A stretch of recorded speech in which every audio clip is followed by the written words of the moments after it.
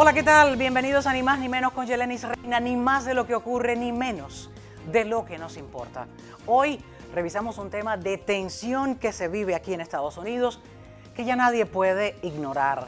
Les hablo de los anuncios de cambios constantes en los procesos de inmigración, como es el caso más reciente de la nueva tarifa de multas de $5,000 a inmigrantes, las operaciones federales cada vez más agresivas en las carreteras y hasta ciudadanos estadounidenses arrastrados fuera de sus autos por agentes enmascarados. Estos no son casos aislados, es un cambio profundo en la manera en la que el gobierno está usando el poder migratorio y está afectando a todos, sí, a indocumentados, a residentes e incluso a quienes nacieron aquí. Hoy voy a conversar sobre la expansión de la fuerza, la incertidumbre legal y el miedo creciente en nuestras comunidades con el abogado de inmigración Willie Allen. Porque si esto avanza sin freno, mañana le puede tocar a cualquiera. ¿Qué está pasando? ¿Quién tiene autoridad para hacer qué? ¿Y hasta dónde pueden llegar? Voy a ponerlo todo sobre la mesa aquí, en Ni Más Ni Menos, con Yelenis Reina, conversando con el abogado de inmigración Willie Allen. Además, el 9 de diciembre, Miami habló y pidió un cambio drástico una vez más. Eileen Higgins se convirtió en la primera mujer no hispana en ser alcaldesa en 3 décadas. Y Rolando Escalona ganó como comisionado en el distrito número 3. No son solo votos, este es un mensaje contundente de la ciudadanía que exige un gobierno más transparente y eficiente y además cercano. Hoy Miami inicia una nueva etapa política con expectativas históricas y los números de esta contienda reflejan el verdadero pulso de la ciudad de Miami. Y en primera fila, ¿qué se siente amar a un cubano? Bueno, este es el título de un libro que no es solo una historia de amor, ¿no? Es un viaje por la isla, el exilio y las cicatrices que deja la historia y los secretos de nostalgia e intensidad de cómo querer a un cubano. Hoy hablaré con la autora del libro y de un dato que muy pocos conocen. La autora tiene un capítulo de vida con el recientemente fallecido espía cubano Juan Pablo Roque. Esto le costó un arresto en Cuba, una detención.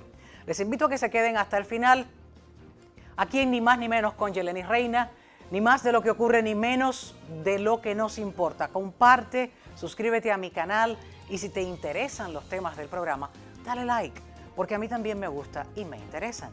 Vamos ya.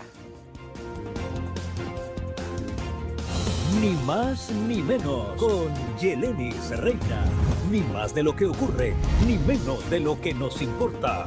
Desde lo que pasa en tu barrio, en tu ciudad y en tu condado, hasta lo que acontece en nuestro estado, en el país y en el resto del mundo, con una mirada crítica, sin parcializarnos y sin miedo a los temas delicados. Ni más ni menos que la verdad. Comenzamos este Ni Más Ni Menos con Yelenis Reina, pues conversando sobre un tema muy importante, inmigración, y esos anuncios constantes sobre cambios en los procesos migratorios. Para ello he invitado al reconocidísimo abogado de inmigración, Willie Allen, y lo he invitado vía Zoom, ahí me acompaña. Abogado, muchísimas gracias por estar en el programa, bienvenido. Yelenis, muchas gracias por invitarme a esta nueva reencarnación tuya. Siempre un placer compartir contigo. Es un grato honor que recuerde aquellos momentos míos como reportera en tu oficina, que la conozco pues como la palma de mi mano. Gracias por estar en el programa. Adentrémonos en los temas recientes. Han habido muchos cambios y estos cambios se han dado a conocer a través de anuncios. Y los anuncios muchas personas no lo toman bien y se asustan. Y entonces no toman las medidas necesarias para poder, aquellas personas que no tienen un estatus legal aquí en Estados Unidos, específicamente en la Florida, ¿qué medidas pueden tomar para evitarlo? Yo quisiera que me explicara inicialmente lo más reciente, y es esa multa de $5,000, una nueva tarifa de aprehensión a los inmigrantes indocumentados. ¿Qué significa esto, abogado? Cuéntenos. Mira, me preocupa enormemente. Primero, siempre ha habido ciertas reglas que nunca se llevaron a cabo, de que si tú entrabas ilegalmente a los Estados Unidos te podían multar. Igual que si aplicabas por asilo, tenías que pelear al asilo en detención. Ganabas, te soltaban, perdías, te deportaban. También si tenían una orden de deportación y no te ibas, te podían poner una multa también por el tiempo que no te has ido. Son cosas que siempre han existido, pero este gobierno la está aplicando. La multa de los $5,000. El diablo está en los detalles. Básicamente la multa, si tú lees lo que dijo el jefe, el director del CBP, está hablando de que si tú entraste por la frontera ilegalmente, te pueden multar en cualquier momento que te detengan y no importa el tiempo que estés aquí y no importa el proceso de migración que tú estés en ese proceso. Ahora, la palabra clave ahí que entraste ilegal a los Estados Unidos. ¿Quién define la legalidad de la entrada?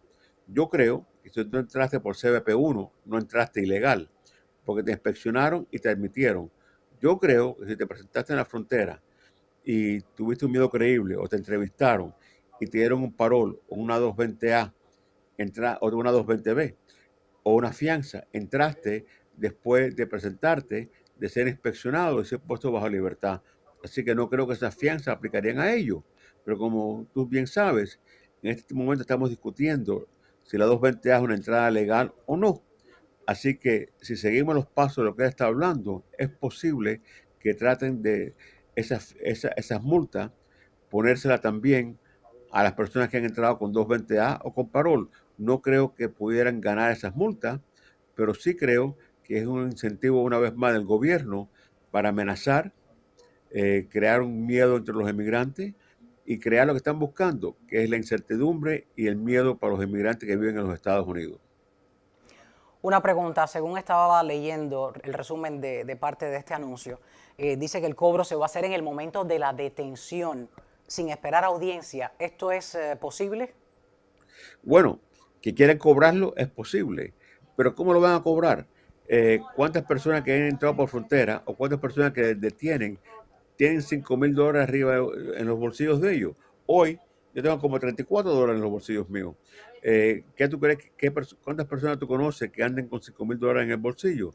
Porque no sé si una tarjeta de crédito vamos a usarla. No Claro. entiendo muy bien cómo van a implementar ese cobro de forma inmediata. Sospecho que lo que van a hacer es que pueden detener a la persona y le pueden poner la multa y tendrá que pagarla. No sé cómo. Ahora, una pregunta, Yelena, que a mí me han hecho varias personas. Bueno, si pago los $5,000, ¿estoy ilegal? ¿Me van a legalizar? Y la respuesta es no. Tú pagas los $5,000, no te estás legalizando. Y tú pagas los $5,000, no has entrado legal a los Estados Unidos. Es un castigo. Es un castigo que queda pendiente para cuando se vaya a tener un desenlace ese tipo de estatus que está queriendo tomar la persona en curso. Y si tú Mencionando lo piensas, este anuncio, Yelena, perdón, si tú lo piensas, se sospecha que puede haber 11 millones de personas sin documentos en los Estados Unidos que han entrado por frontera. 11 millones de personas. Eh, si pueden cobrar $5,000 por persona, es un capital bastante grande. Pero una vez más, yo no conozco a muchas personas que tengan $5,000 para pagar una multa. hay un punto ahí importante, son 11 millones. ¿Qué les recomendaría a esas personas? Hay muchas de ellas que por miedo ni se han apostado en ninguna cita de inmigración. No en esta administración, ya viene esto caminando de administraciones anteriores. Sí, estoy de acuerdo contigo. Mira, yo te diría a ti que en realidad el miedo real es con esta administración. Porque Yelena, yo llevo más de 40 años ejerciendo como abogado. A mí nunca me han detenido una persona en una corte de migración. Desde junio me han detenido a 6 personas. Yo no he tenido tanta gente detenida de un viaje desde los balseros del 94, que muchos de los balseros que eran rescatados los llevaban a Chrome. Yo no he tenido tantas personas detenidas desde esa fecha. Y no he tenido ninguna persona detenida en una corte hasta ahora. Así que yo creo que mucho del miedo y mucho del pánico comienza como la forma que esta administración está actuando. Las enredadas siempre han existido y los gobiernos siempre han tenido enredadas diferentes en diferentes momentos de personas trabajando ilegal o yendo a los Home Depot y de tener a las personas que estaban buscando trabajo. Pero la forma que este gobierno lo está haciendo, la forma que lo están implementando, los mensajes que están mandando creando miedo, los mensajes que están mandando burlándose de los inmigrantes, la forma que el DHS y su secretaria lo han hecho de una forma tan agresiva, nunca ha existido. Así que yo sí creo que están creando ese miedo y ese pánico. Y es adrede.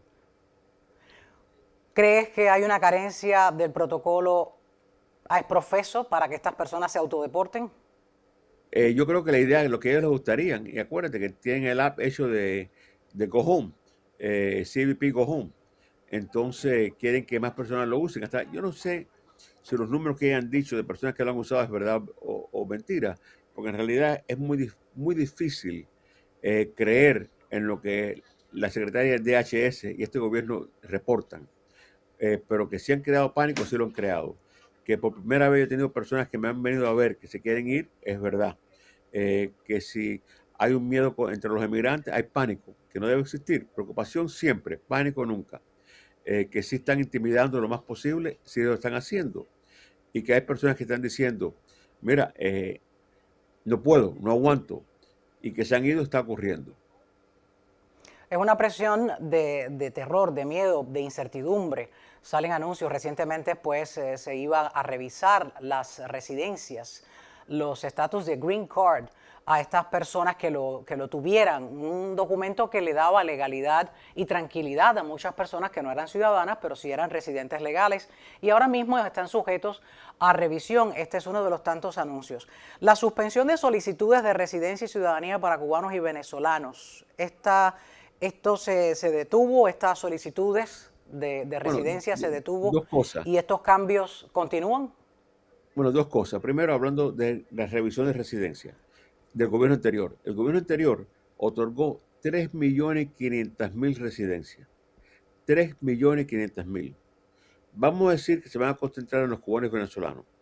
Yo no tengo los números exactos para venezolanos, pero sospecho que más de 100.000 cubanos se legalizaron en la última administración o más, que es un número bastante elevado. Cuando tú piensas que en el 2017, a enero de 2024, casi 1 millón de cubanos entraron a los Estados Unidos y muchos con parol, no es imposible pensar que del 21 al 24, 100.000 o más cubanos se legalizaron por el ajuste cubano. ¿Cómo van a revisar 100.000 aplicaciones o 100.000 residencias? No tengo idea. No creo que es algo muy factible. Si van a revisar el otorgamiento de asilo, más de 54.000 personas se otorgó asilo del 21 al 24. Un número bastante elevado. ¿Y cómo van a verificarlo? Totalmente. No estoy seguro.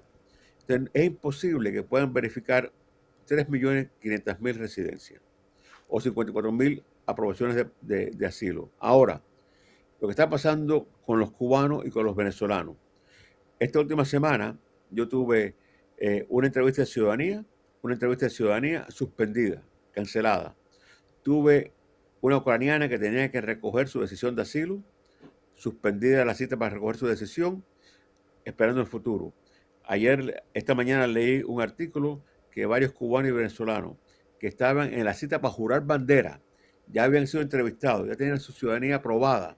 En el juramento de bandera los sacaron de ahí para revisar su ciudadanía, algo que nunca ha ocurrido en la historia de este país. Entonces, sí, las aplicaciones se pueden continuar haciendo y las peticiones se pueden continuar enviando, pero las entrevistas y los resultados van a demorar más tiempo. Ahora la pregunta que muchos se hacen y voy a ponerme en sus zapatos y hacérsela a usted como abogado. ¿Es legal este tipo de proceso sin precedentes en la historia de Estados Unidos? ¿Es legal? ¿Qué derecho tiene la persona a quien le suspenden una juramentación, a quien le suspenden un trámite de asilo, a quienes le ponen en investigación la residencia legal? ¿Qué derechos tienen ahí? ¿Dónde Muchos. queda su defensa, su derecho? Bueno, tienes muchos derechos. Yo te diría, algo que estoy planeando hacer empezando en enero, es personas que llevan esperando más de 2 años por su residencia, que entraron con un parol. O sea, que no una 220 años, no es algo que se puede cuestionar. Pero personas normales como tú y yo, que entraron legalmente a los Estados Unidos y están esperando su residencia más de 2 años, van a empezar a poner casos individuales de Real Mandamus en la Corte Federal. El Real Mandamus es una orden que el juez federal le daría a UCIS, toma una decisión en este caso. O sea, no quiere decir que va a ser una decisión favorable, siempre hay un riesgo, pero demandando que tome Claro. una decisión. Igual con la suspensión de entrevista de ciudadanía, con la suspensión de ceremonia, vamos a empezar a tomar casos federales, de llevarlos frente a un tribunal federal, y tienen que ser uno por uno, pues no es una demanda colectiva, porque los casos son cada uno diferentes, y demandar que UCIS tome acción y dé una decisión en el caso que están demorando. Así que veremos cómo eso va a ocurrir. Hasta ahora, si tú miras, casi todos los pleitos federales no solamente en inmigración, pero otros pleitos federales contra este gobierno, los jueces federales han favorecido a los demandantes. Ya han estado y le han dado decisiones opuestas al gobierno. La Corte Suprema ha ayudado al gobierno en un par de decisiones, pero sigue siendo las Cortes federales que están dándole victoria contra este gobierno en diferentes partes de las demandas, incluyendo inmigración. Ahora, ¿qué derecho tienen aquellas personas que van a renovar un permiso de trabajo y no se lo renuevan? Que también están bajo un estatus pendiente para una residencia o son residentes. Mira, los residentes no tienen que renovar permiso de trabajo, ellos son residentes. Pero yo te diría las personas que están pendientes de asilo o pendientes de aplicaciones de residencia, que tienen que tener su permiso de trabajo, la demora es imposible moverla. Eso es mucho más difícil llevarlo a una corte federal, porque en este momento están revisándolo con mucha más lentitud. Pero sí, eventualmente están creando el caos. Yo creo que lo que quieren hacer es crear el caos y el miedo. Que tú digas, no tengo mi permiso de trabajo, ¿qué voy a hacer? No puedo manejar, estoy en peligro que me detengan. Y rendirte e irte a los Estados Unidos. Obviamente no saben lo que es vivir en Cuba, o vivir en Venezuela, o vivir en Haití. Y yo creo que la mayoría de las personas van a pelearlo y van a tener la paciencia y esperar. Pero sí, estamos entrando en una etapa con este gobierno de inmigración que los inmigrantes somos el totí. Somos los que están usando como el ejemplo de todo lo que está malo en la sociedad americana. Todos los problemas americanos ahora están basados en lo que hizo el gobierno anterior y en los inmigrantes. Algo que poco a poco se va a tener que luchar. Y que en realidad, cuando tú lo miras, elecciones tienen consecuencias. Hubo una elección aquí en Miami ayer, y cuando el candidato demócrata a una ciudad que en realidad Emilio debe haber ganado, pierde por 19 puntos, te manda un mensaje de qué es lo que el pueblo en general está pensando. Es algo que tenemos ahí mismo en la puerta nuestra, aquí en nuestra ciudad de Miami, y esa es una de las maneras del cambio del pensar de esos electores. Es el voto. Para mí, Regresando para mí fue sorprendente. Yo pensé que Emilio era el candidato idóneo. Yo soy demócrata, pero para mí Emilio era el candidato. La forma que perdió, y por 19 puntos, yo creo que es un mensaje que está mandando muy claro para las personas que están electas en esta área y que juegan un papel con el tema de la inmigración y la población de aquí. Yo creo que no se sienten representados, tienes toda la razón. Regresando al tema de inmigración y a esos operativos que mencionaba, siempre han ocurrido las redadas. Era muy famosa la frase entre la comunidad migrante aquí en Miami, decía la migra. Muchas personas decían, corrían y salían de los establecimientos de Home Depot, salían corriendo. Es cierto, pero esto se ha intensificado y tocamos de nuevo el punto delicado que ahí crea el factor miedo, pero no solamente el factor miedo a las personas que no tienen un estatus regulado, sino también a los ciudadanos americanos. Y ha visto seguro estas imágenes, pero yo quisiera invitarlo a volverla a ver, del arresto que le realizaron estos agentes de inmigración, del ICE y de CBP, a una ciudadana estadounidense aquí en Los Cayos. Quiero que lo veamos para analizarlo un poco y luego pues vamos a hablar sobre el tema. Estas imágenes son cortesía del Miami Herald. Vamos a verlo. Le invito.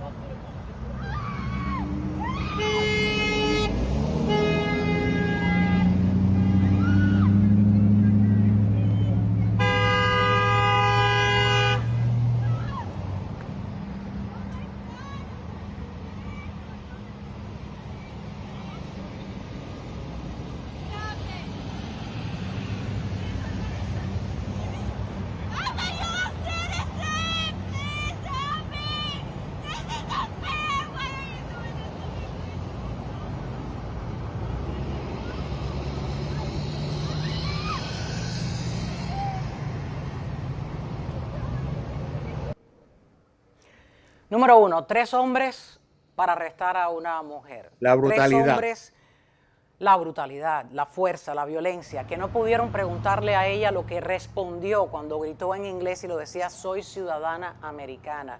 ¿Qué es lo que he hecho? Normalmente cuando lo detienen a uno aquí en Estados Unidos, y es mi experiencia por algo de que pasa en el tránsito, cuando te detiene un policía, lo primero que me han preguntado a mí, yo solía estar siempre a alta velocidad, un poco más joven, y me preguntaban, ¿sabes por qué te detuve? Primero, good afternoon, man. Un saludo. Primero un saludo, luego sabes por qué te detuve. Sí, claro, me excedí, disculpa. Y ahí entraba un diálogo que nunca yo he visto en mis más de 20 años aquí en la ciudad de Miami, en Estados Unidos, jamás había visto un tipo de detención de este tipo sin llegar a un intercambio. En la ventana ellos alegaban que ella no le había bajado la ventanilla. Ahí en las imágenes muestra que la ventanilla de ella sí estaba baja. Y ella luego se lo explica al Miami Herald. De nuevo repito, estas imágenes son cortesías del Miami Herald. La joven conducía un vehículo y ella la detienen, nunca le dijeron por qué. Voy a hacer una pregunta y voy a hacer la pregunta que quizás ella ya se hizo 20 veces. ¿Ella no tiene derecho a demandar a estos agentes por este tipo de maltrato? Porque Una buena luego la pregunta. liberaron, minutos después la liberaron. Buena pregunta. Y la respuesta es, chances son que ningún abogado va a tomar el caso. Te digo por qué. El gobierno federal, los entes federales tienen una inmunidad bastante grande sobre las acciones que ellos están tomando. Para mí es una acción de brutalidad y deben de ser demandados. Pero te explico, hace 2 meses, una de las mejores amigas de mi hija, acabando su maestría en la Universidad de Columbia en Nueva York, caminando por la calle, esta joven luce hispana, le lucieron hispana para ella. La joven que la amiga de mi hija es mexicana-americana. La pararon 5 oficiales de los Federal Marshals. Nunca se identificaron inmediatamente. La cogieron, la acosaron, la amarraron, la esposaron. Estuvo detenida por 6 horas y después le dijeron, cometimos un error. No era quien estábamos buscando y es ciudadana americana. Y la soltaron. Aquí fue minutos. Pero ¿quién le devuelve a ella haber sido tratada de esa forma, haber sido arrastrada por la calle, haber sido maltratada por 3 hombres que están actuando con una brutalidad que yo no he visto por una persona que no ha sido acusada de ningún tipo de delito? Yo sí creo que ella podría tratar de intentar una demanda, pero una vez más, la inmunidad que tienen los oficiales que están actuando y lo que demora ese tipo de pleito, va a ser muy difícil poner el pleito, pero me gustaría que lo pusiera. Me gustaría que algún abogado que represente a personas de daños personales la representara y tratara de una forma u otra ponerle ese pleito a estos oficiales. La acción de ellos yo creo que es ilegal, porque no hay razón ninguna, si no ha violado una ley de tránsito, si no ha hecho nada ilegal, y las están sacando del carro porque luce hispana, el trato es increíblemente brutal y no tiene explicación ninguna. Estos 3 hombres son 3 animales. Y si fueran de verdad de la policía local, deberían ser votados de su trabajo por la acción que han tomado con esta joven. Y te recuerdo, detuvieron una familia puertorriqueña en Chicago porque estaban hablando español. Eran puertorriqueños, pero igual los aguantaron por casi medio día, los soltaron a 40 millas donde estaban detenidos. A la amiga de mi hija, la detuvieron afuera de la Universidad de Columbia. La soltaron en la jefatura federal, casi a media hora donde estaba detenida. Y el trama de ella fue tan grande, no puedo poner el pleito, pero el trama fue tan grande que a la Universidad de Columbia le manda una persona ahora que la recoja y la acompañe de su casa a la universidad. Porque uno se traumatiza de Dios. esta forma. Imagínate el trauma que tiene esta niña ahora mismo. Totalmente, en el país más seguro, donde uno se siente más seguro en el mundo. Uno sale de viaje, en mi caso personal, yo voy a Europa, al Caribe, y me siento insegura porque mis derechos están aquí como ciudadana americana. Y ver este caso, pues pone a uno a mirarse sobre los hombros. Ella alegó en una entrevista que le dio en exclusiva al Herald, y voy a mencionar, abogado Willie Allen, dijo que sí bajó la ventanilla, que obedeció. Y como ellos dijeron que no había obedecido, estaban enmascarados, no se identificaron, la amenazaron con romperle la ventana. Hemos visto imágenes yo que presento Ya lo han hecho. noticias en este pueblo por casi más de 20 años. Ahí vemos las imágenes de la ventanilla abajo. Y ella alega también que la sacaron, como vimos, a la fuerza mientras estaba queriendo buscar su licencia en lo que es la guantera del auto, el car compartment. Le arrebataron el teléfono, le registraron su cartera y sus pertenencias sin su consentimiento. Y todo apunta que fue por la placa del auto, la chapa del auto que estaba a nombre de su pareja, de su novio o su esposo, que supuestamente no es ciudadano americano. Entonces hay una pregunta que le tengo que hacer. Muchas personas me han comentado, Yelenis, es que las autoridades tienen acceso a la información de la chapa y en la chapa hay cierta información que le da al policía que esa persona no es ciudadana. ¿Esto puede ser, abogado? ¿Esto es correcto? Me suena un poco exagerado. La chapa sí sale quién es el dueño del carro, por nombre y apellido. A lo mejor porque ve una persona que es hispana, un nombre hispano, fue la razón que lo pararon, pero en la licencia de conducir no te dice a ti si tú eres ciudadano, residente o nada. Es tu licencia de conducir. Mira la tuya que tú tienes en las manos. No te dice tu estatus legal o migratorio aquí. En la chapa, en el estado de la Florida, que yo sepa, y nada más que he manejado por 58 años, la chapa da tu nombre completo y tu dirección, pero no da tu estatus migratorio. Y no creo que ellos sean tan competentes de mirar la chapa y encontrar quién es el dueño y buscar quién es el estatus migratorio de él. Sospecho que eso es una excusa barata que han dado por haberla parado a ella. Y una vez más, ¿qué importa a quién está? No la pararon porque la chapa no era correcta o porque era una chapa falsa. La pararon porque dijeron que la chapa estaba registrada seguro con nombre hispano. Y yo no sé si es hispano o no, pero puede haber sido hispana. Y ahí Y una está vez el más, estigma. Ella dice que a ti te han lleva parado. muchos años aquí en Estados Unidos. Mira, a mí me han parado y usualmente yo tengo mi registración del carro en en el carro, pero no está en mi cartera. Y yo he pedido, "Oye, mi registración está aquí, voy a abrirle la cosa para sacar la cartera o sacar la chapa". Nunca he tenido un problema con la policía y siempre me miran mientras lo saco. Por seguridad te van a mirar, pero le doy los Claro. documentos y seguimos caminando. Eh, yo no tengo los problemas de tránsito que tú tienes por manejar rápido. Yo soy una persona mayor, yo manejo muy despacio. Pero igual, No, eh, ya estoy bajando la velocidad, ya no tengo ese récord. Ya mi pero licencia como yo soy dice mayor, yo siempre, Safe Driver, yo manejo despacio. Pero chofer sí me han segura. parado, me han parado, a todo el mundo han parado. Y Claro, francamente, el trato siempre ha sido muy bueno. Un cuento barato. Uno oficial que me paró me dijo, "Ah, no me di cuenta". Yo había sido el abogado que legalizó al padre de él. Entonces nos reímos. Me ay, dijo, "Maneja, te llevaste el stop, maneja con cuidado". Y me fui en mi camino. Eh, a todos nos paran. Esta acción claro. es inexplicable, es salvaje. Porque todos tienen que decirle a ella, tú tienes tu licencia, por favor, dámela. Pero una vez más, la licencia de automóvil no te da tu estatus migratorio. Una buena Yo les he información porque recomendado a muchas amigos míos, personas tienen esa manera de pensar, tienen tanto miedo que ya se han hecho ideas de que la chapa pudiera decir una información de que la persona está con un estatus migratorio pues no hemos legalizado llegado a ese o punto no. todavía. No hemos llegado a ese punto. No creo que eso puede ser una excusa barata de las personas que la pararon. Y una vez más, lo que yo les he recomendado a amistades mías que son ciudadanos americanos, que lleven con ellos su cartera siempre, su registro de votante, que demuestre que tú eres votante. Para ser votante tienes que ser ciudadano americano. Y bajo las reglas Claro, nuevas de este gobierno, te exigen que si tú eres residente, lleves tu tarjeta de residencia contigo. Así que son cosas que uno tiene que llevar. Eh, para mí, la crueldad de estos oficiales fue lo que experimentó la amiga de mi hija en Colombia, es lo que esta joven ha experimentado. La India americana que pararon en Iowa, India americana, pero a la mente de ellos Rusia mexicana. La pararon, la detuvieron por varias horas hasta que demostró que es india americana.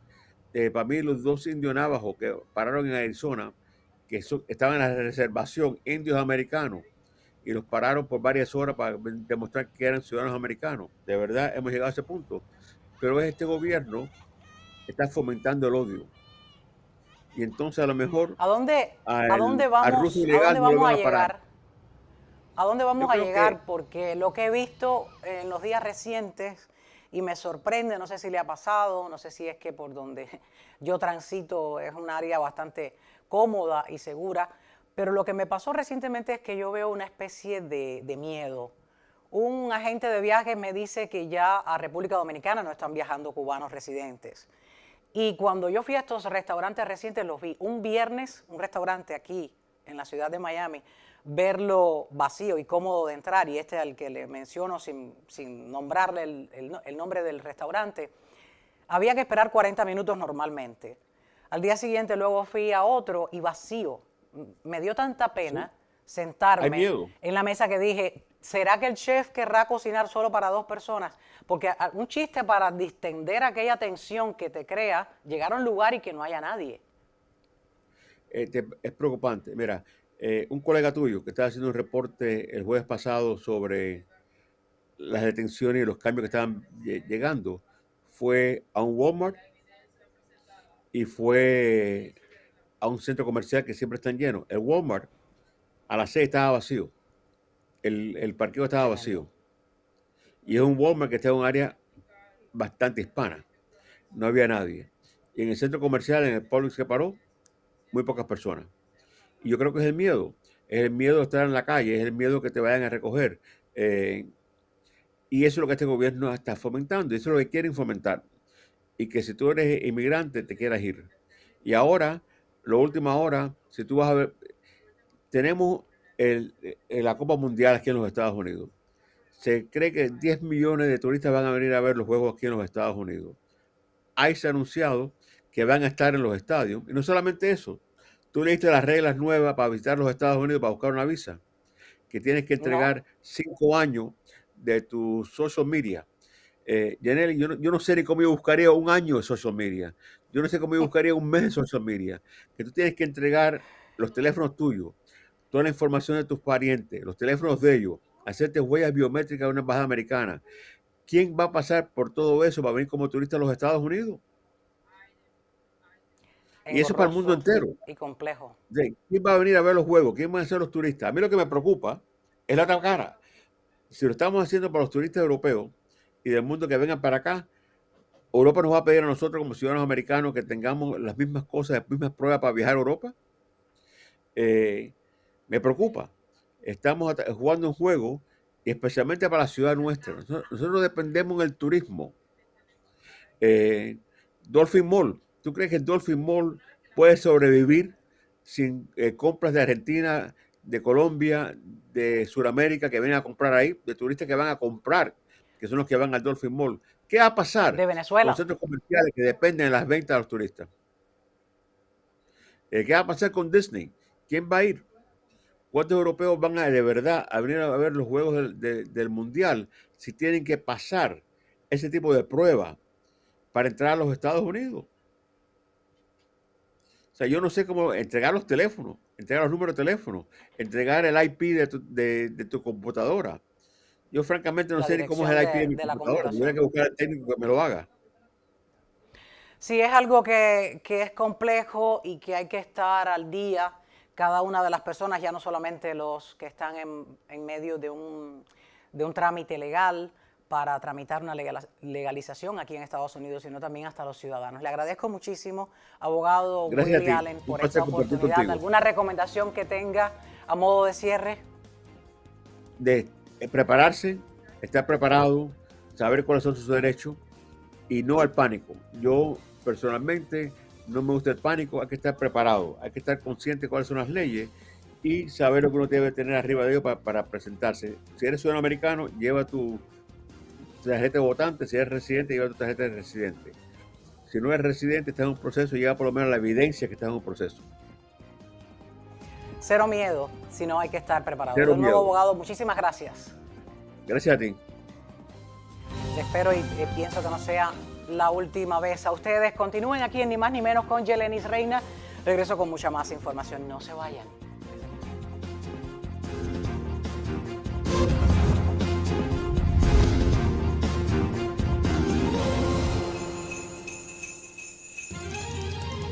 A esta hora aquí en Ni Más Ni Menos con Yelenis Reina, pues revisamos el resultado de las elecciones en la ciudad de Miami en segunda vuelta, quienes estaban buscando confirmar quién iba a ser el alcalde o la alcaldesa de esa ciudad. Ya hubo resultados, vamos a mirar esos números y un poquito de historia, qué fue lo que pasó con la excomisionada del distrito número 5 del condado Miami-Dade, Eileen Higgins, quien se enfrentaba a su rival Emilio González. Fue ella quien resultó ganadora. Ahí estamos viendo en el momento que acepta pues el triunfo. Y Miami habló. Es como dicen muchos, y yo lo voy a repetir porque son los electores los que hablaron en torno a esta segunda vuelta. Miami habló y lo hizo con fuerza. En la segunda vuelta electoral, la participación alcanzó solo el 21% de los votantes, más de 37,000 personas aproximadamente. Y la ciudad abrió paso a paso una nueva era. Habló y cambió el pasado 4 de noviembre. Y ahora el pasado 9 de diciembre, pasaba a las 7 de la noche, se conocieron estos resultados. Eileen Higgins se convirtió en la nueva alcaldesa de Miami con un 59% de los votos frente al 41% de su oponente. Su victoria marca un giro histórico. ¿Por qué? Porque es la primera mujer en ocupar este cargo y simboliza un cambio drástico en el liderazgo de la ciudad. Este resultado no es solo un número. Definitivamente es la expresión de una ciudadanía que exige transparencia, acción y soluciones reales a los problemas que enfrentan día a día. Eso fue lo que prometió Higgins y es por ello que votaron por ella. Al mismo tiempo vamos a revisar el distrito 3, el distrito número 3 de la ciudad de Miami, pues fue Rolando Escalona quien obtuvo el 53% de los votos, derrotando a Frank Carollo, el hermano de Joe Carollo, quien actualmente ocupaba esa silla por muchos años. La victoria de Escalona refleja la voluntad de los votantes de apostar por nuevas ideas y también esto deja atrás décadas de liderazgos tradicionales. Ahí tienen en pantalla las gráficas y ahí ven a Rolando Escalona recibiendo el abrazo de quienes esperaron junto a él el resultado de esas elecciones. Con Eileen Higgins en la alcaldía y Escalona como comisionado, Miami definitivamente va a entrar en una nueva etapa política. La ciudad despierta con un nuevo mapa de poder. Hay expectativas muy altas, que nunca sencillamente, más altas que nunca, y es que tienen un mensaje claro. Los ciudadanos quieren un gobierno más eficiente. Están queriendo un cambio, están queriendo pues personas jóvenes y están queriendo tener la posibilidad de ver a la primera mujer no hispana en 3 décadas en convertirse en la alcaldesa de esa ciudad. Felicidades a ambos candidatos. Ambos los entrevisté aquí en Ni Más Ni Menos con Yelenis Reina mientras realizaban la campaña y fueron precisos al querer dejar bien claro el papel que querían jugar en frente de ese gobierno de la ciudad de Miami. A ellos de nuevo, muchísimas gracias, felicidades en esta nueva era. Pues esperamos que en esta carrera que recién comienza, regresen en algún momento aquí al programa Ni Más Ni Menos con Yelenis Reina para hablarme de algunos de esos logros que prometieron en campaña. Gracias a ustedes por seguir aquí en Ni Más Ni Menos con Yelenis Reina. Regreso con una propuesta de lectura, con una historia de amor. Tienen que saber por qué les hablo de esta manera. Les voy a dar a conocer a su autora, me va a acompañar. La he invitado aquí al programa Ni Más Ni Menos con Yelenis Reina. Ya me espera ahí en los pasillos del estudio. Y les digo, compartan el link, suscríbase a mi canal. Si les gusta, no es obligado, dele like, a mí también me gusta. Y quédese para que conozca a la autora de ese libro de Cómo querer a un cubano. Ya le di un adelanto, no se vayan.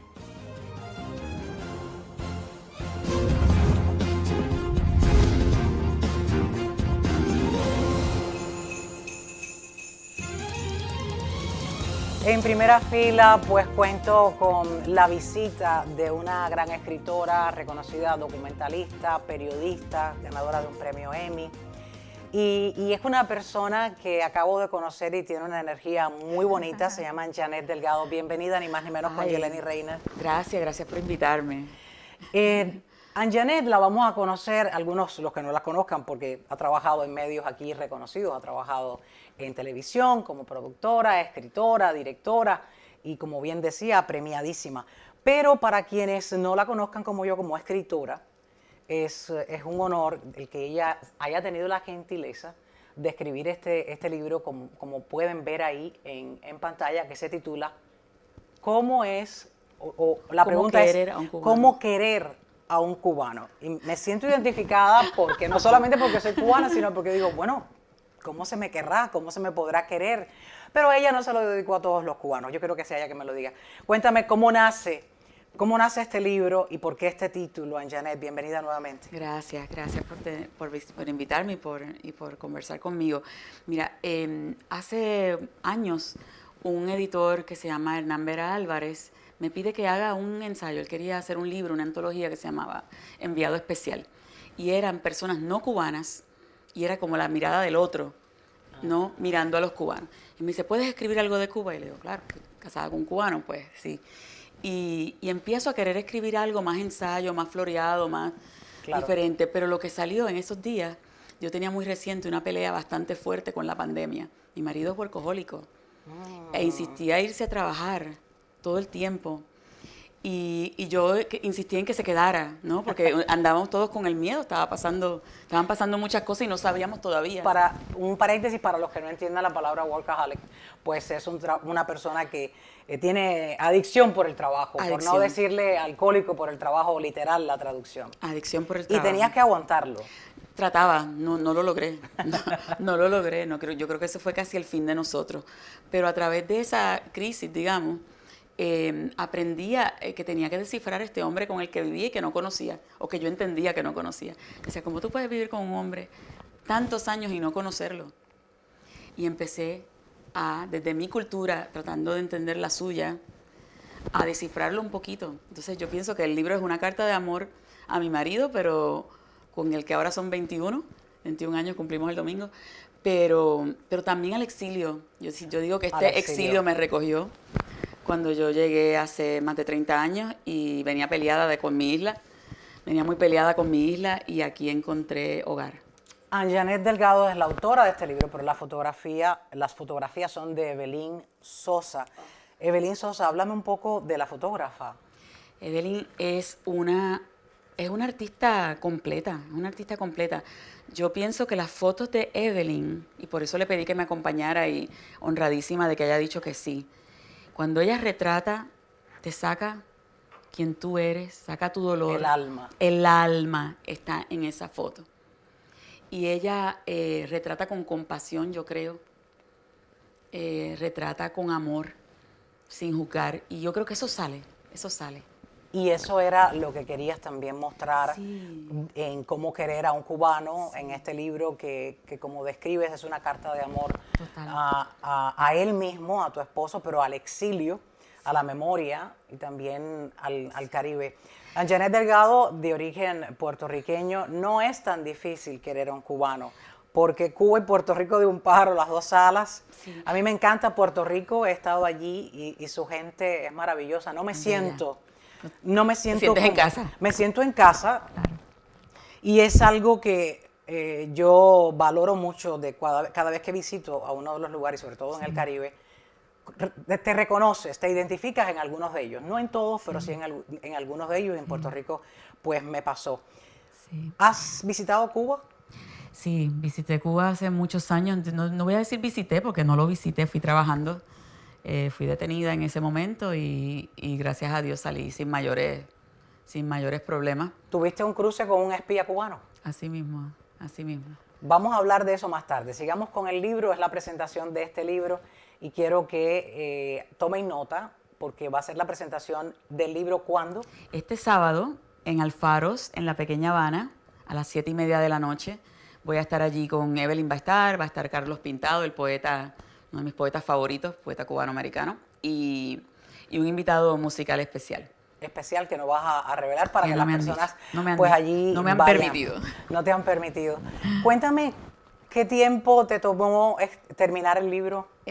Pues después que ya sale publicado que había tantas reacciones positivas, yo empiezo a escribir más, porque tú sabes que después que uno empieza a investigar una cosa, No para de escribir. no para, Y sigues cambia ahí el texto investigando. ahí, y sigues y y lo sigues. arreglas. Y llegó el momento en que tomó un color bien amoroso. Yo creo que en este momento, en particular, donde hay tantas diferencias políticas, Sobre todo. mucha gente me dice, pero ¿cómo tú eres amiga de tal persona o de tal persona? Increíble. Yelenis, porque cuando yo llegué aquí, yo llegué con mis niñas pequeñas, sola. ¿Y quiénes me dieron trabajo? El exilio. El exilio. ¿Quién sacó $20 de su bolsillo para que yo le comprara pamper a las nenas si no tenía? ¿No?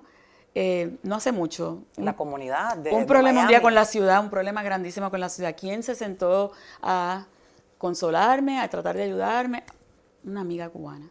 Entonces, todos tenemos diferentes formas de pensar, pero dejas de querer a la gente Por su país de origen. o por cómo votó o porque no está de acuerdo contigo en esto o en aquello, no lo sé hasta dónde, ¿no? Es que está tan permeado todo y tan mal permeado todo Sí. que yo creo que se perdió la línea de respeto hacia lo que tú piensas Claro. y como tú sueñas. Claro. Ahora soñar diferente está como que un poquito Sí. en cuestión Sí. aquí en nuestra ciudad y entre las mismas familias se ha tenido Sí. problemas con discusiones por política y ha sido algo tan fuerte. En este mismo programa comenzábamos a hablar sobre temas de inmigración, dolorosos realmente, porque ha traído no solo el miedo, sino la división de aquellos que creen que tienen el derecho Sí, para juzgarte o no. Y para serte completamente honesta, o sea, yo vivo aquí hace más de 30 años y siempre tuve amistades y hasta casi, amistades tan fuertes que eran casi familia que pensaban diferente a mí en muchas cosas y nunca sentía lo que siento ahora. Pero aún ahora, lo bonito ha sido personas que me dicen, no me importa, eres mi amiga. Bueno, ese es el caso de mi productor, Marcos Gómez, que trabajó contigo muchos años y que te quiere como familia. Ah, ya ves. Me dice, y se ha visto muchos comentarios muy raros contra la comunidad cubana, decían otras personas de otros países, de otras naciones, decían, bueno, es que ustedes entraron aquí con las puertas abiertas y lo tienen todo. Bueno, ahora que todos estamos en el mismo saco, muchos se alegran. Claro. Muchos se alegran. Pero en no el sé mismo por saco qué. era porque había una situación, ¿no? Se reconocía que había una dictadura asesina. Sí, ¿no? todavía está ahí, y existe, que todavía pero, está ahí, pero exacto. parece que la tratan de olvidar y no solamente está en Cuba, está en Venezuela, está en Exacto. Nicaragua Así mismo. y se pasa por encima. Pero este título, ¿Cómo querer un cubano?, tiene ese mensaje de que como no solamente el amor a tu esposo, al exilio, sino hay una mezcla, según estoy leyendo, de rabia, ternura y humor ácido. ¿Por qué? Porque es lo que recién hablábamos, o sea, para querer a un cubano tienes que entender su historia. Tú puedes decir, bueno, para querer a cualquiera. Yo someto que para querer a un cubano más, porque son muchas historias. ¿No? Es la historia de tal año a tal año, la historia de tal año al otro año, la historia de esta llegada, de la segunda llegada, de la tercera llegada, de los porvenir, de los que acaban de llegar, de los que, ¿sabes? O sea, hay muchas historias en una y tienes que entender lo que una persona perdió. Y yo digo en el libro que yo a veces creo que mi marido y yo nos conocimos y estamos juntos para un poco ayudarnos a llorar, ¿no? Los traumas de patria de cada uno, que cada uno lo tiene. Claro. Y para entender eso, y hasta que no entiendes eso, yo pienso que no lo entiendes y vives con alguien y tienes miedo de que se vaya a comprar cebollas y no regrese. Porque te das cuenta que hay cosas que no conoces, no llegas. Pero también hay en este libro, aparte de la nostalgia y el amor y la carta de amor a Cuba y al exilio, hay sexo, música, mentiras Ay, Dios. necesarias para sobrevivir. Háblame un poquito de eso. Muchas malas palabras. Ay, Dios mío. También. Hay de todo, porque así el amor tiene un poco de todo eso, ¿no? El amor no es solamente cuando estamos contentos El ramo de rosas. y nos damos besitos y todo es perfecto, ¿no? El amor es todo. El amor es así, una sola vez. Sí. Se escribe y se hace, Sí. y se vive. Vamos a hacer una breve pausa y ya regreso con Anne Janet, con la autora. Te agradezco muchísimo el que hayas estado acá en Ni Más Ni Menos con Yeleni Reina. Voy a repetir, voy a reiterar. El libro se va a presentar muy pronto en Alfaros. Alfaro en la Pequeña Habana. En la Pequeña Habana. ¿Qué Este día? sábado 13 de agosto, de De diciembre. De diciembre. ¿Te quedaste en el verano? Me quedé en verano, A a las mí me 7 y pasa media. que me quedo, todavía estoy en noviembre. A las 7 y A las media. 7:30, el sábado 13, una linda fecha para mí. Ya regreso, no se vayan.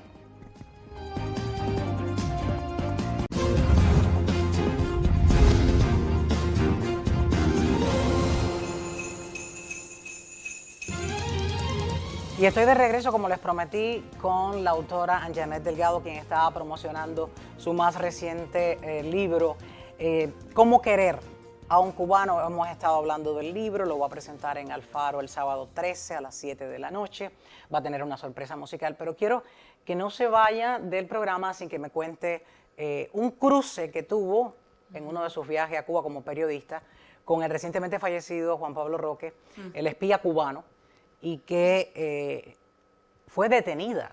Y eso ella se lo ha contado a muy pocas personas. Cuéntame. Sí, sí. Sin mencionar Pues mira, los nombres de los implicados, sí quisiera me contaras cómo fue que ocurrió esa detención tuya. Vamos a ver cómo nos sale esto. Y comenzó por decirte que un poco contesta, ¿no?, la pregunta que sirve de título al libro, cómo querer a un cubano. Porque yo pienso que primero con solidaridad. Yo nunca he ido de visita a Cuba. Fui en ese momento a trabajar como periodista independiente con un dato de que dónde lo podía encontrar para entrevistarlo. Fue al año de la tragedia de Hermanos al Rescate. Y te contaba que a mí me motivó un titular, una primera plana del Nuevo Herald en el que sale Ana Margarita. Ana Margarita. Con quien se casó aquí, la engañó. Exactamente. Y madre, sufrió una muchísimo, madre. y Que sufrió eso hay que muchísimo pensarlo. por esta relación, a quien él manipuló para hacer su gestión de espía. Claro. Y, por supuesto, su papel que tuvo, su polémico papel que tuvo en uno de los episodios más tensos entre Cuba y Estados Unidos, que fue el derribo de las avionetas de los Hermanos al Rescate. Así es. Y entonces, Y entonces yo tengo este dato de dónde vive su mamá, dónde vive su hermano, dónde lo puedo conseguir y me voy a Cuba a tratar de entrevistarlo. Y en efecto, estaba donde me habían dicho, encuentro a su mamá, le explico que lo quiero entrevistar. Yo tenía esa foto de Ana Margarita frente la portada. al carro que él había utilizado aquí en su papel y decía, ya lo olvidé. Y a mí me parecía que ese titular lo decía todo. Yo soy feminista, siempre lo he sido, y me parecía increíble que no se hablara más del daño a ella como mujer. claro. Entonces, nada, llego allí, su mamá me dice, espéralo. Me ofrece café, bella persona. Llega su hermano, me dice, espéralo, ya yo le avisé que están aquí. Y al rato llega él y me dice que lo quiere pensar. Y yo sabía que él no lo iba a pensar. Pero pues había un camarógrafo, había otras personas que decían, sí, pero ya estamos aquí, vamos a entrevistarlo. entrevista, claro. Sí, y bueno, obviamente, claro que no lo iba a pensar, lo que iba era a llamar a gente para que nos detuviera. ¿Y qué hicieron en ese momento? ¿Esperaron ahí en la casa? Dimos vueltas un poquito. Por la zona, esperando. Sí, era 1997, los celulares no eran tan, ni menos en Cuba. Claro. ¿Y Entonces, al regresar? Al regresar no apareció. Y ya cuando fuimos a donde nos estábamos quedando, pues a las personas donde nos estábamos quedando los habían detenido, les habían destrozado la casa, nosotros nos detuvieron, nos retuvieron varios días nuestros pasaportes. ¿Estuviste detenida en Cuba por solo pedirle unas palabras al espía recientemente fallecido Sí. Juan Pablo Roque? Sí. ¿Tú Cuéntame sabes cómo cómo te son? detienen, a dónde te llevan, si quieres Te seguirme digo contando. lo que puedo, pero te quería decir que yo creo que lo que más le debe haber dolido, no puedo decir que descanse en paz porque no quiero que descanse en paz, jamás, fue que yo le enseñé, yo me llevé la portada y se la enseño.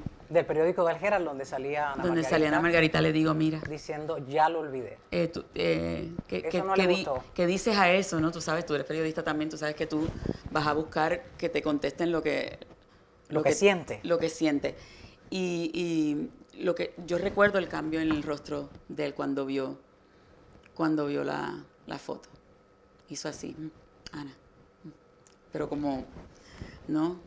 Molesto. Sí. De ahí te sacaron, te detuvieron, ¿cuántos días estuviste? Nosotros estuvimos como, yo quiero decir, casi una semana, creo. Estuvimos detenidos en un lugar que no conozco varias horas y después en otro y otras horas más y después luego sin pasaportes en un hotel de La Habana donde teníamos que esperar Por que nos varios dijéramos días. cuándo podíamos salir. Sí. Hasta que te dijeron, qué día debe salir. ¿Cómo describes ese momento en tu carrera periodística y en tu vida como mujer? Mira, para todas las cosas que yo había escuchado, por alguna razón quizás, porque yo había trabajado muchos años en medios, era conocida en los medios, quizás por eso no me fue peor, no me fue peor. Y yo siento que lo que más en ese momento yo pensaba, también la juventud y todas esas cosas, ¿no? Era que yo quería la historia, ya estaba allí, ya había pasado por todo eso y yo quería hacer esa entrevista, yo quería hacer las preguntas que yo quería hacerle, que eran las preguntas de todas las personas aquí. Yo quería ver qué decía esa persona cuando le decían, ¿cómo pudiste asesinar a tanta gente, a gente que te dio la mano? A los hermanos al rescate, el dolor de esa familia y querías hacerle, al menos hacer justicia. Exacto. Por la parte periodística, Exacto. que es una herramienta poderosa Sí. y que cuando el entrevistado sabe que no ha hecho lo correcto, pues teme a revelar el por qué y quiénes lo enviaron. Sí. Y yo creo que eso era el Sí. miedo de Sí, y yo creo que, mira, porque... estos espías. Claro, yo no fui golpeada, o sea, no quiero exagerar, simplemente fui detenida y mi pasaporte no estaba conmigo y obviamente Contar la historia. hay incertidumbre. Pero quien te recogió y te acogió en su casa sí fue golpeado y sí fue torturado. Sí, no sé si torturado, pero golpeado definitivamente porque lo vi con mis ojos. Te agradezco muchísimo, Anjanet Delgado, por este testimonio que has contado a muy pocas personas. Muy poca. Cuando yo salga de aquí tendré el celular me estará... Pero es bueno desahogarse y sí, liberarse de esas tensiones que uno guarda por no incomodarse a uno mismo. Claro, no, y los periodistas, mi compañero y yo y las Y otras por personas no cuidar hicimos la- nada malo. Estábamos No, en lo absoluto, y haciendo también nuestro por cuidar trabajo. la identidad de las personas que viajaron Sí. contigo y las que estaban detrás también. Claro. De una manera u otra, cuidando tu integridad allí dentro, donde nadie tiene ningún derecho, ni el propio ciudadano cubano, Así ni el extranjero. Allí todo el mundo corre el mismo riesgo. Gracias una vez más, Anjanet Delgado. Tienen que ir si están aquí en Miami, si piensan visitar la ciudad, sábado 13 de diciembre. Pueden ir a la presentación del libro en Alfaros, es un lugar que está en la Pequeña Habana, un lindo lugar que está en la Pequeña Habana. Y esta es la portada, ahí ven la portada del libro, Cómo querer a un cubano, las fotografías de Belín Sosa. Gracias, muchísimas gracias una vez más. Éxitos en esta presentación. Claro que me va a gustar, me lo dedicó y lo tengo, me lo voy a leer, estoy curiosa. Quiero saber cómo se me puede querer a mí misma. Porque bueno, ya lo sé, pero siempre es bueno repasar cuántas herramientas deben de leer para querer a un cubano. Regreso con sus saludos. Muchos de ustedes no solamente son cubanos, sino también pueden adquirir este libro online. No tienen que estar aquí en Alfaro. Pueden comprarlo online, Cómo querer a un cubano, de la periodista premiada, ganadora de Emmy y también documentalista Anjanet Delgado. Gracias una vez más. Sumamente agradecida por la visita.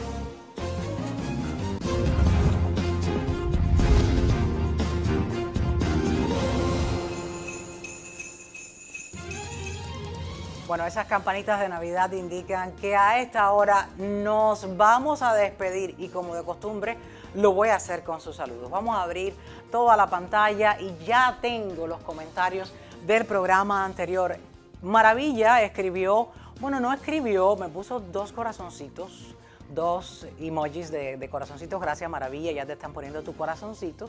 Desde dentro del control me ayudan Juan Pinacamura, Eduardo Valdés comentó qué barbaridad, Ramón González escribió pídanle a Emilio y a Gloria Estefan, que tiene cientos de millones de dólares, que lo compren en subasta. Estamos hablando de el centro del Instituto San Carlos de Cayo Hueso, que está en riesgo de ser vendido. Tienen que ver el programa, tengo una entrevista que lo explica claramente con Peña Albert, quien ha estado por más de 40 años tratando de salvar este instituto. Carlos escribió un beso bien grande desde 10 de octubre. Aquí nos está matando la chikungunya, Yelenis. Gracias, Carlos, qué pena. Lo sé, es una epidemia que no acaba de verse cómo va a llegar o a acercarse a un final y a controlarse. Jorge Álvarez, ojalá el San Carlos se mantenga en las manos correctas y triunfe el bien. Gracias a todos, a Regla García, a Ramón González, a Julio Díaz, a Matilde Rojas. Gracias por comentar en ese programa, por verlo, por compartirlo y por suscribirse a mi programa. Ni más ni menos con Yeleni Reina. Ni más de lo que ocurre, ni menos de lo que nos importa. Les espero en un próximo espacio. Hasta la próxima.